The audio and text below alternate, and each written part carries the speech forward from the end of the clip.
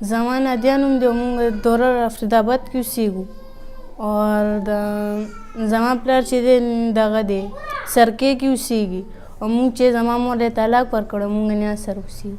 زموږ کور کې خو هلکان نشته، یو ورور مې دی نو هغه چې دی پوډري دی، هغه نه کور ته راځي نه سره وړي کور ته ځان سره. نو د هغې په وجه زه اوس دې کور کې وړی یم که نه، مطلب د هلکانو جامې ماشومه او د کور سودا هم کوم او د بار سودا هم راوړم خلکو، مطلب لوښي اینځل، دا ډسټینګ کول، دا ځایونه صفا کول، جارو کول. 200 روپۍ هفته راکړي. زه یو ورځ په موټرسایکل ناست وم نو چابي راسره موټرسایکل مې سټارټ کړو، بس همداسې مې چلولې. په هغه ورځ مو چلي زده کړو. چې جینکو جامې واچوم نو هر یو سړی راله ګوري، بیا چې د هلکانو مې واچوم بیا هم راله ګوري، بیا خو بل شانتي مطلب که نه، بیا څوک چې ما له څوک په لاره کې اواز وکړي بیا یې سم بې عزته کوم، بیا راله د یارې نه هم څوک نشي کتلی. دا مې یو شوق هم دی او د مجبورۍ نه مې مچوړي چې مطلب بار کار کوم یا داسې چې یو کال مې کېږي د موټرسایکل. بس کار دا دی چې چېرته سودا راغواړي د یکتوت نه ګنټهګر نه یا د صدر نه، دا سوداګانې بس ځي نه راوړم.